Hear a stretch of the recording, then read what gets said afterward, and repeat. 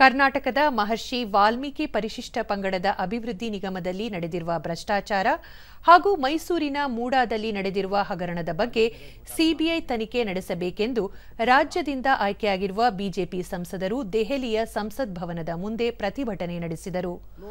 ಭಿತ್ತಿ ಪತ್ರಗಳನ್ನು ಪ್ರದರ್ಶಿಸಿದ ಸಂಸದರು ಹಗರಣದಲ್ಲಿ ಭಾಗಿಯಾಗಿರುವ ತಪ್ಪಿತಸ್ಥರ ವಿರುದ್ಧ ಕಠಿಣ ಕ್ರಮ ಕೈಗೊಳ್ಳಬೇಕೆಂದು ಒತ್ತಾಯಿಸಿದರು.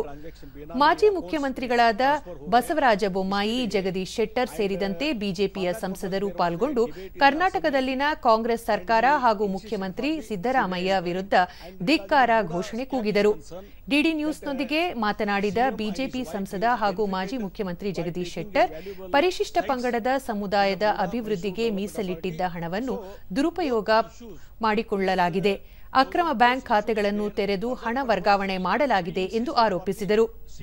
ಈ ಹಗರಣದಲ್ಲಿ ಕಾಂಗ್ರೆಸ್ ಸರ್ಕಾರ ಭಾಗಿಯಾಗಿರುವುದು ಮೇಲ್ನೋಟಕ್ಕೆ ಕಂಡುಬಂದಿದೆ ಎಂದು ಹೇಳಿದರು. ಮೂಡಾ ಹಗರಣದಲ್ಲಿ ಮುಖ್ಯಮಂತ್ರಿ ಸಿದ್ದರಾಮಯ್ಯ ಅವರ ಕುಟುಂಬ ಸದಸ್ಯರು ಭಾಗಿಯಾಗಿದ್ದಾರೆ. ಈ ಬಗ್ಗೆಯೂ ಸಿಬಿಐ ತನಿಖೆ ನಡೆಸಿದರೆ ಸತ್ಯಾಸತ್ಯತೆ ಹೊರಬರಲಿದೆ.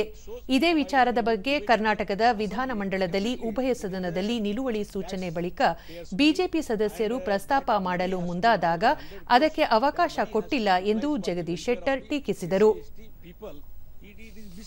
By the people, so always CM is telling we are for the development of the SC/ST and we are spending the amount, but more than 100 crores amount has been misutilized by the Siddaramaiah government.